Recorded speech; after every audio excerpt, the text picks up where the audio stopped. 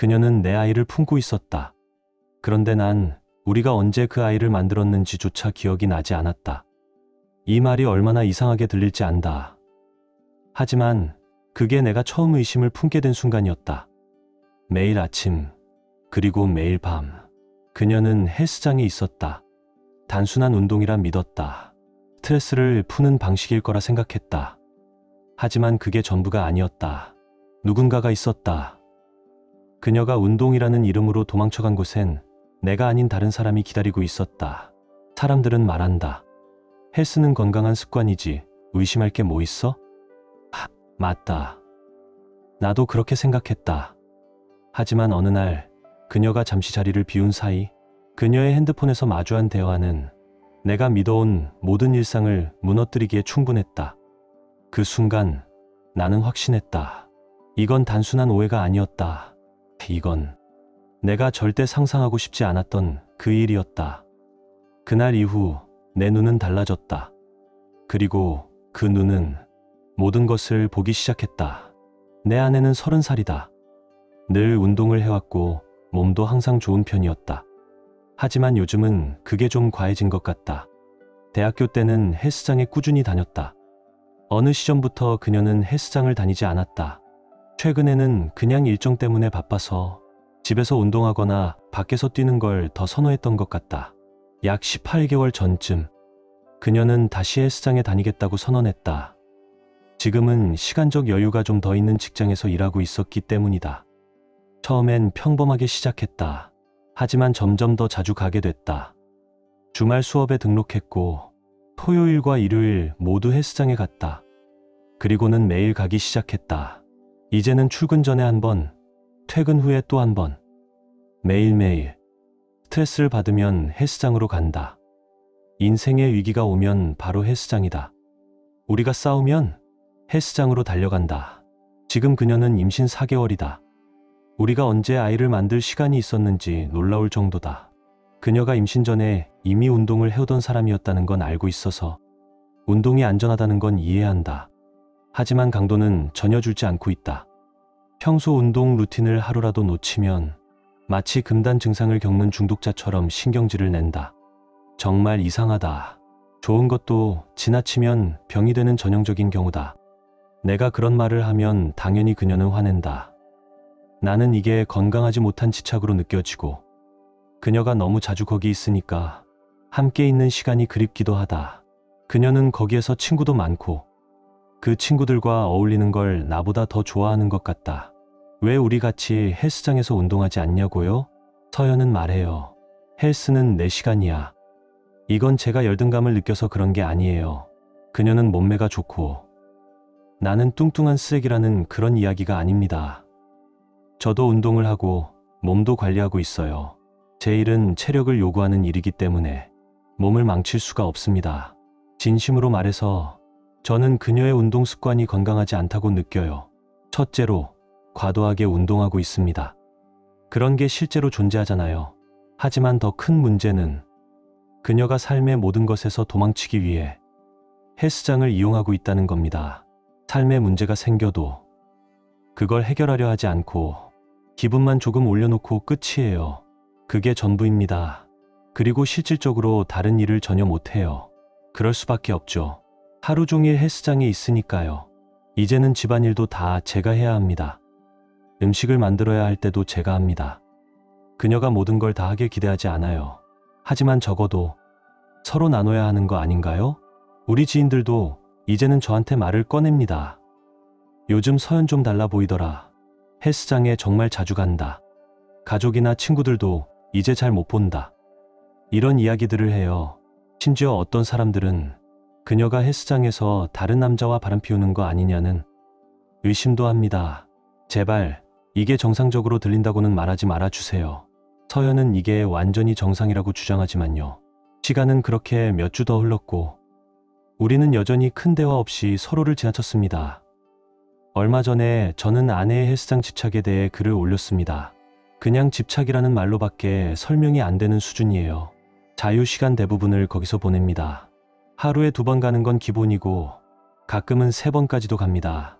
밤에 우리가 싸우기라도 하면 대화를 시도하는 대신 그녀는 바로 헬스장으로 달려갑니다. 그녀는 제가 그녀의 헬스장에 따라오는 걸 허락하지 않고 제가 다니는 헬스장은 절대 같이 가지 않으려 합니다. 그녀는 말합니다. 내 헬스장은 내 공간이고 내 헬스장은 내 공간이야. 그냥 그게 우리 방식이야. 저는 같이 가고 싶었습니다. 여러 번 같이 가자고 초대도 했어요. 지금 서연은 임신 18주 차예요. 우리 첫 아이입니다. 임신 전부터 엄청나게 운동을 했던 사람이고 지금도 그때만큼이나 강하게 운동을 하고 있어요. 솔직히 말해서 처음엔 그녀가 바람 피우고 있다고는 생각조차 못했어요. 지난번 글에 어떤 분들이 그런 얘기를 했을 땐 웃어 넘겼어요. 헬스장에 자주 가는 건 눈에 보였고 몸매도 그만큼 좋았으니까 정말로 운동하러 간다는 걸 의심하지 않았어요. 지난번 글을 올릴 때까지만 해도 외도는 생각조차 안 했습니다. 정말 그렇게까지는 아닐 거라고 자신했어요. 그런데 댓글들을 보면서 내가 너무 순진한가? 하는 생각이 처음으로 들었어요. 그날 서연은 평소처럼 핸드폰을 항상 들고 다니다가 잠깐 부엌 카운터에 놓고 자리를 비웠습니다. 저는 정말 바보 같다는 생각을 하면서도 문자 몇 개만 슬쩍 보기로 했어요. 거기엔 한 남자와 주고받은 현재 진행형의 대화가 떠 있었어요. 이름을 보자마자 알았습니다. 그 헬스장에 있는 남자 중 하나예요. 서연이 자주 언급했던 사람이죠. 그녀는 거기서 사람들과 친구처럼 지냈고 지난 가을엔 그 그룹 중 한 명의 결혼식에도 갔었어요. 처음엔 크게 걱정 안 했습니다. 그런데 내용을 읽기 시작하자 생각이 바뀌었어요. 그런 대화를 나누고 있었다는 건 전혀 예상하지 못했습니다. 보고 싶지도 않았고 알 필요도 없는 내용이었어요. 알고 싶지도 않았지만 이제는 알아버렸죠. 그녀는 방을 잠깐 비웠고 저는 12분 동안 최대한 빠르게 스크롤해야 했어요. 너무 화가 났습니다. 그래서 방에 들어가 이게 대체 뭐야? 라고 소리쳤어요. 그녀는 당장 제게 소리 지르기 시작했어요. 왜 내 핸드폰을 봤어? 저는 말했습니다. 너 요즘 너무 이상해.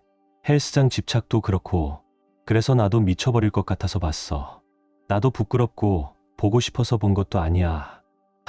근데 아무것도 아니야. 그거 진짜 아무것도 아니야. 그녀는 그렇게 말했어요. 하지만 제 눈엔 그렇게 안 보였어요. 전혀. 그녀는 그 대화에 꽤 흥미있어 보였거든요. 아무것도 아니래요. 나는 그냥 그 남자랑 얼마나 오래 자고 있었는지 알고 싶었어요. 하지만 그녀는 계속 아니라며 부정했어요. 나는 너무 화가 나서 집을 나갔습니다. 하지만 그 전에 그녀의 핸드폰을 바닥에 내던져 박살냈어요. 그러자 그녀는 온갖 욕설을 퍼부었고 폰을 부쉈다고 내 등을 있는 힘껏 쳤습니다. 나는 형 집으로 갔어요. 형이랑 형수는 충격을 받았죠. 특히 형수는 예전부터 서연의 헬스장 집착이 이상하다고 자주 말하던 사람이었어요. 그날 밤 집에 돌아갔습니다. 서연은 침대에서 울고 있었어요. 당연히 핸드폰이 없으니 나한테도 누구한테도 연락 못했겠죠. 그녀는 한껏 불쌍한 사람처럼 굴었어요. 넌 다시 집에 안 올 줄 알았어. 이딴 소리나 하고 있고. 진심으로 말해서 나는 오늘 그녀의 핸드폰을 수리 맡겼습니다. 그녀는 받을 자격도 없지만 그래도 내가 그걸 부쉈다는 죄책감이 남더라고요. 하지만 여전히 그녀가 어디까지 했는지 나는 모릅니다. 그녀는 내가 본 내용 이상은 절대 인정하지 않아요. 단순한 섹스팅?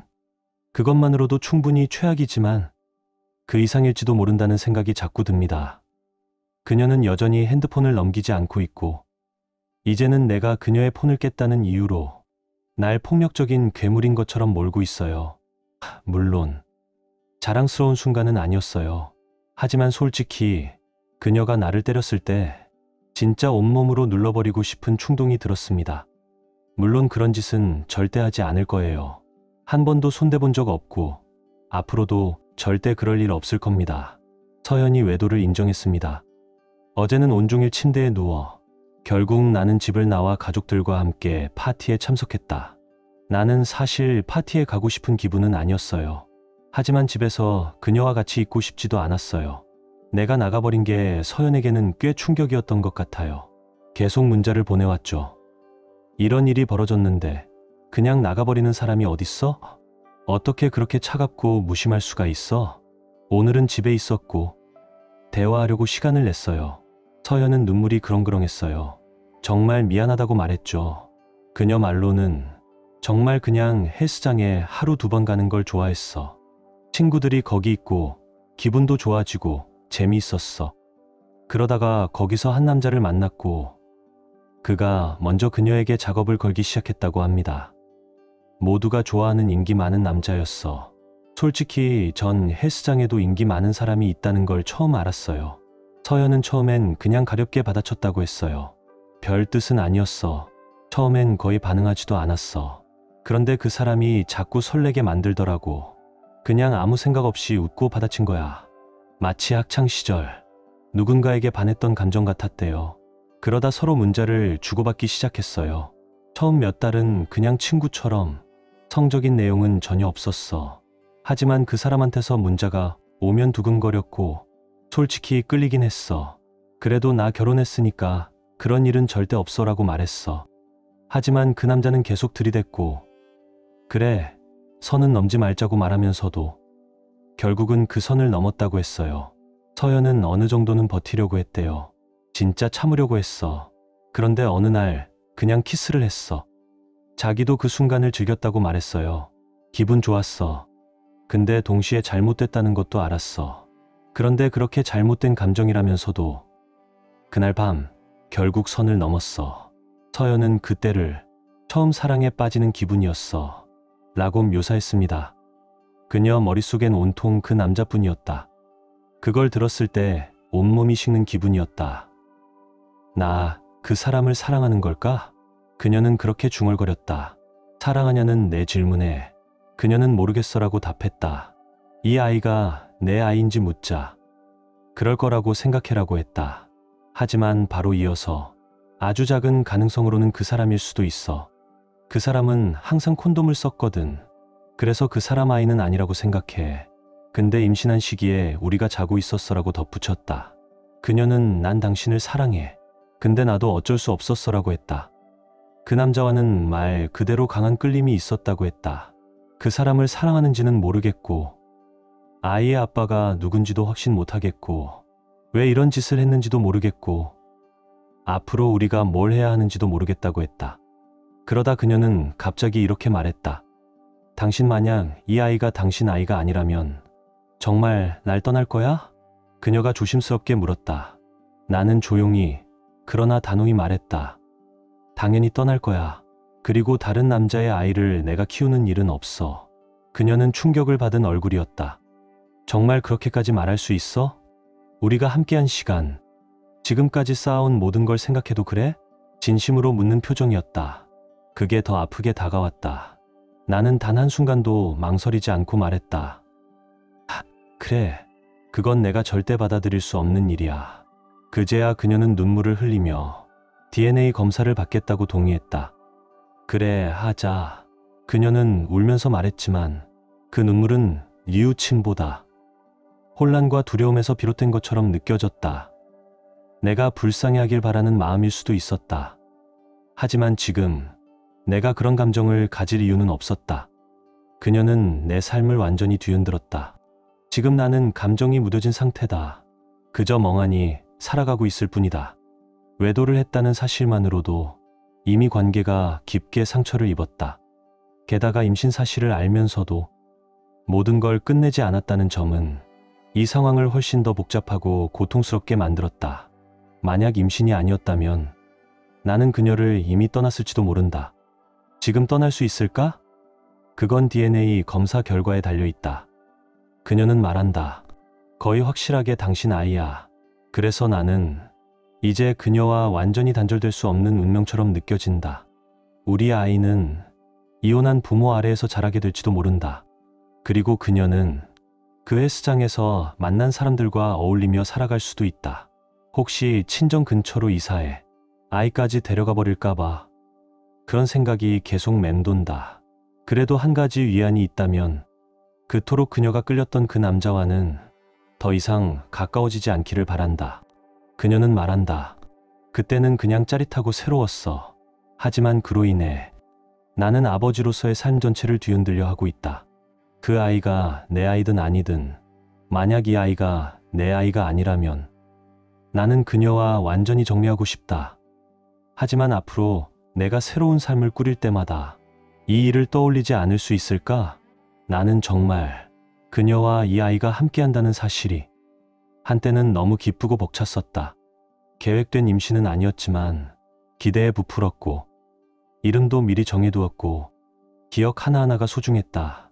임신 테스트기를 살 때도 초음파 사진을 함께 찍을 때도 나는 늘 곁에 있었다. 그런데 그녀는 그런 일을 벌였다. 나뿐만 아니라 태어나지도 않은 아이에게까지도 다시는 헬스장 안 갈게. 그 사람이랑도 연락 안 할게. 그녀는 그렇게 말한다. 하지만 여전히 그 사람을 완전히 잊었는지 확신할 수 없다고도 한다. 내가 바보처럼 들리는 걸까? 정말 아이러니하게도 그녀는 아직도 우리 관계가 회복될 수 있다고 믿는다. 정말 그렇게 생각하는 눈치다. 내가 결국 그 아이를 함께 키워주리라 믿고 있는 것 같다. 나는 분명히 말했다. 절대 그럴 일은 없어. 하지만 그녀는 그 말조차 진지하게 받아들이지 않는다.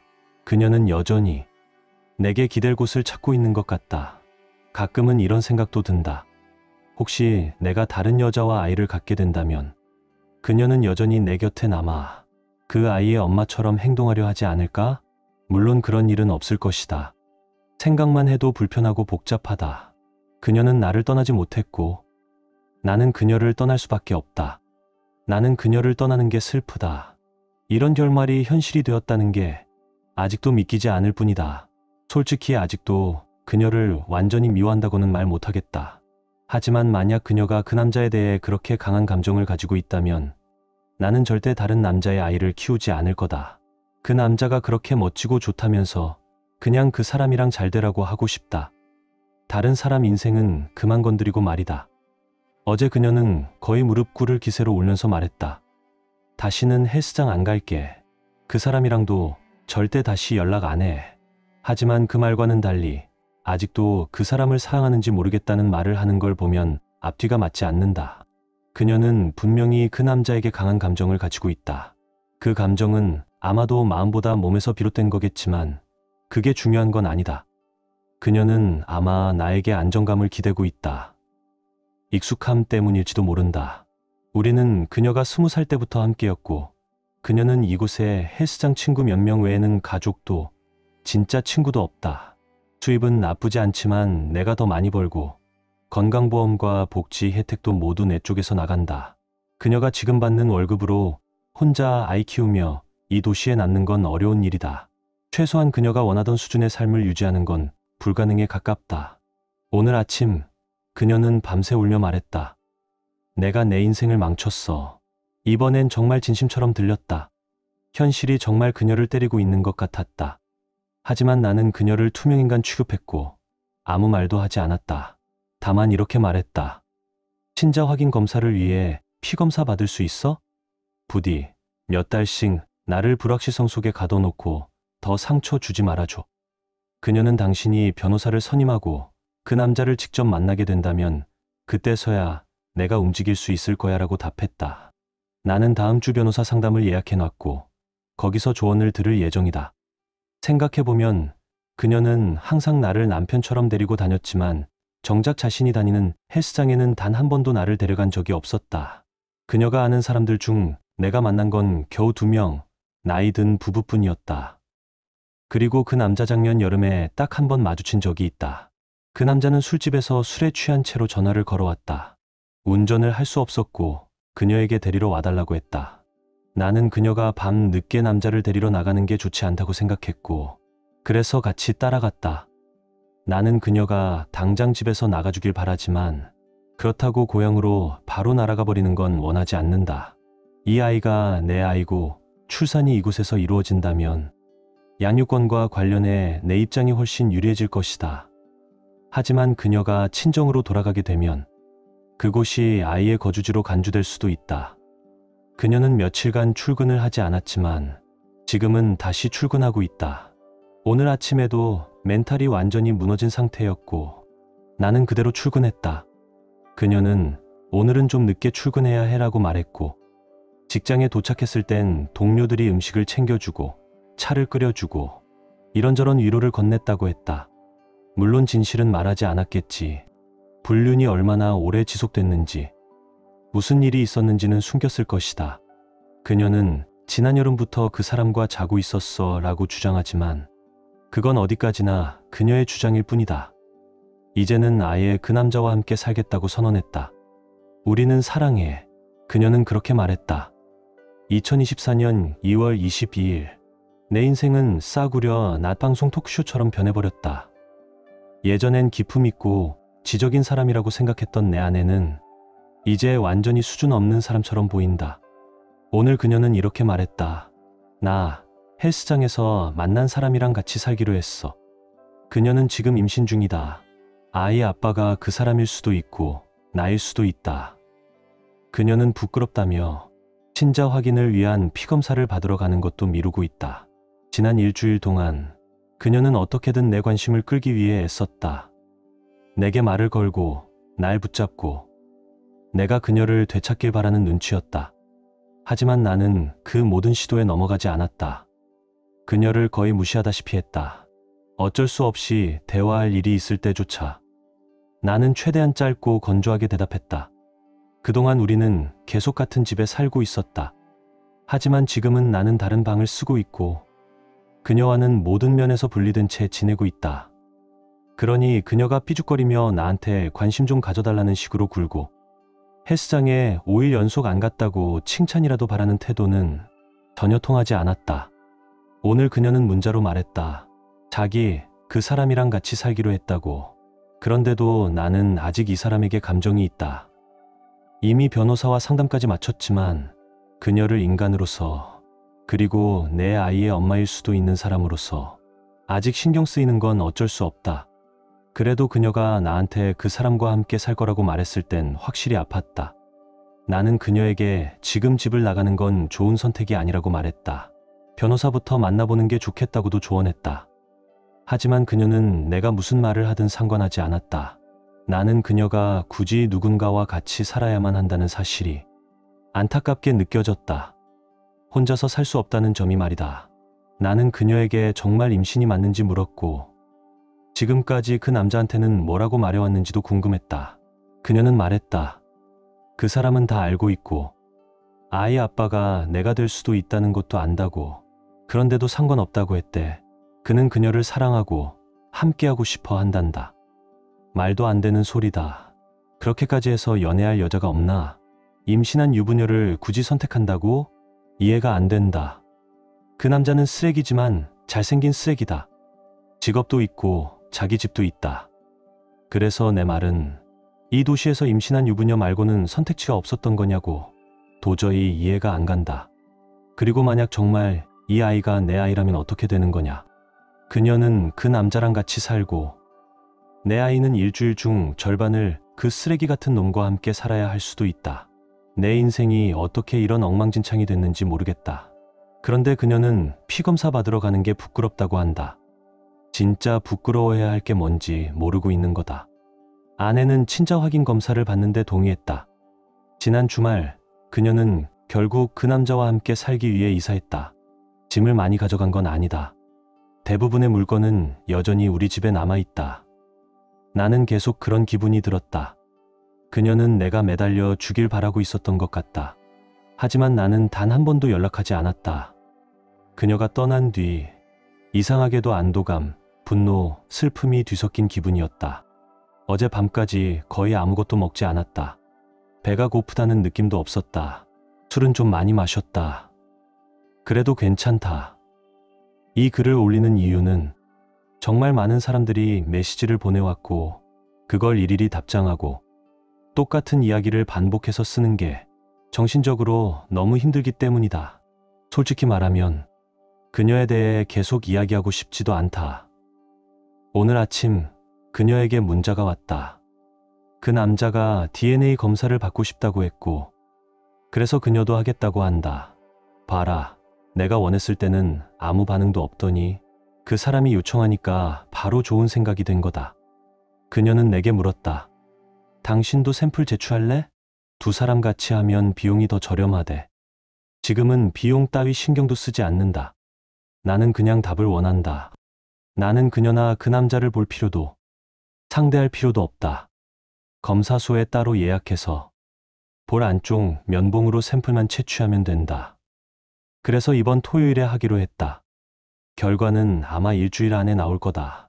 지금으로서는 이게 최선이다.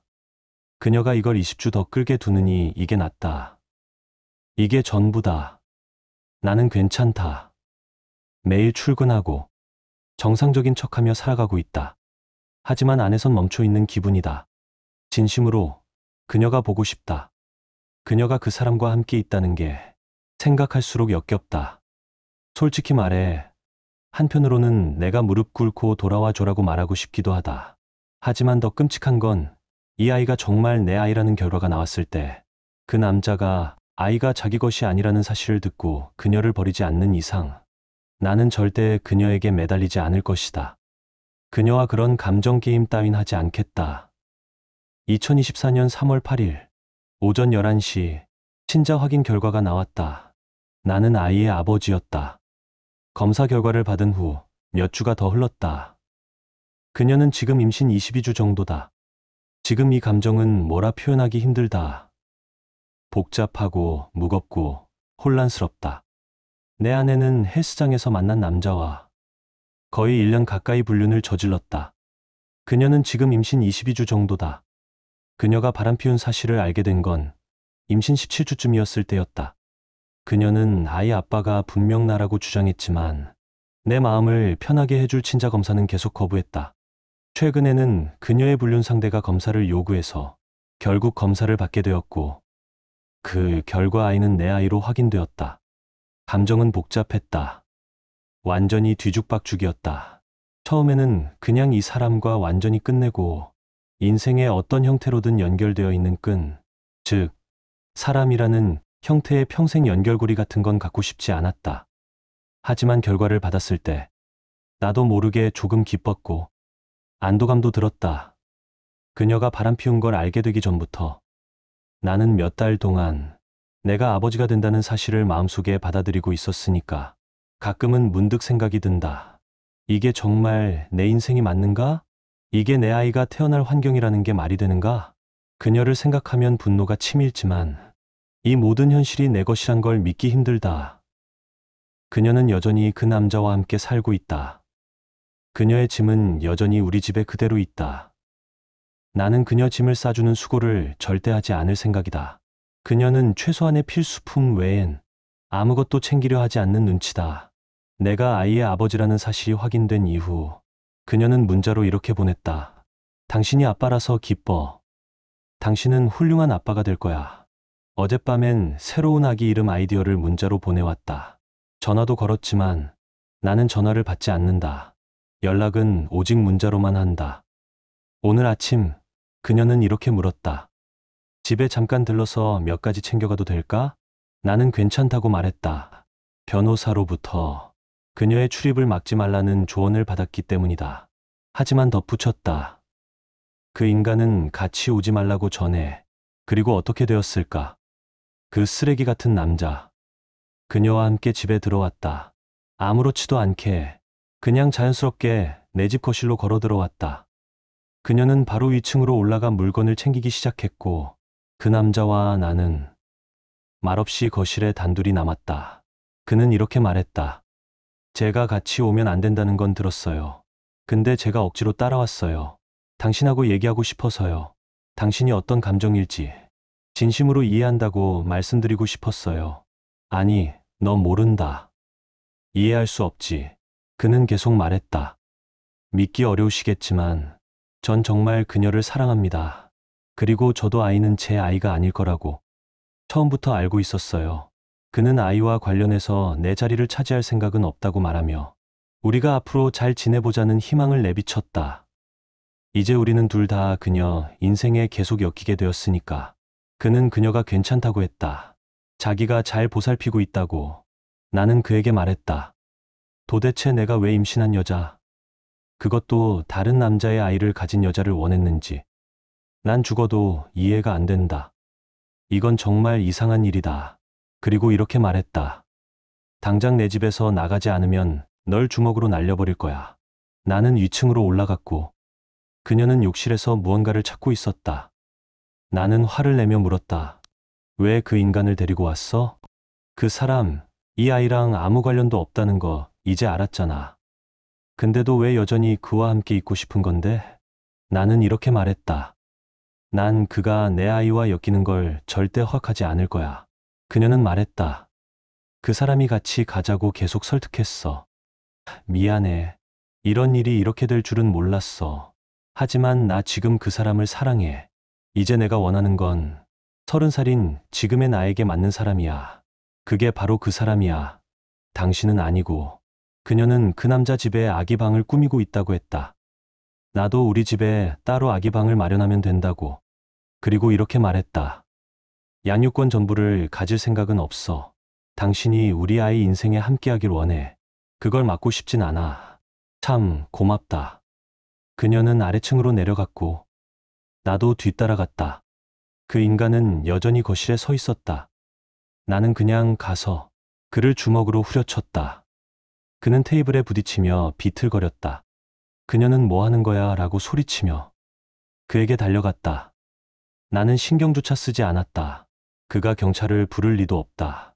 나는 이렇게 생각했다. 그가 그냥 내가 말했을 때 나갔으면 이런 일은 없었겠지. 몇 시간 후 그녀가 문자로 사과를 보냈다. 오늘 일은 미안해.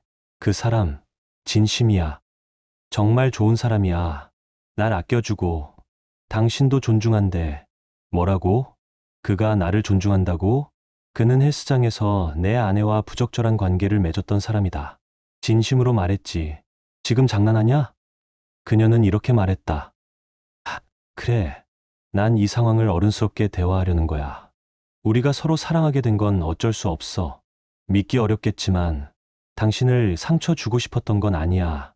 그냥 모든 게 원만하게 흘러가길 바라는 거야. 이 남자는 내 아내를 훔쳐갔고 이제 내 아이까지 훔쳐가고 있다. 그래, 생물학적으로는 내가 아버지지만 그들은 지금 그 남자 집에 아기 방을 함께 꾸미고 있다. 나는 질투하거나 슬퍼하지 않으려 애써왔다. 그냥 이렇게 생각하려고 했다. 쓰레기통에 버린 걸 그가 주워간 것뿐이다. 가끔은 그렇게 느껴지기도 한다. 하지만 진실은 나는 그녀를 사랑했고 아직도 사랑한다. 원칙적으로는 더 이상 그녀와 결혼 관계를 유지하고 싶지 않다. 하지만 이 모든 일은 나를 완전히 무너뜨리고 있다. 이야기 끝까지 함께해 주셔서 감사합니다. 사랑했던 사람이 가장 큰 상처가 되었다는 건 말로 다 표현할 수 없는 고통이더군요. 그래도 저는 오늘도 숨을 쉬고 버티고 있습니다. 당신도 아프다면 함께 이겨냅시다. 이 이야기가 당신에게 작은 위로가 되었다면 좋아요와 구독으로 마음을 나눠주세요. 고맙습니다.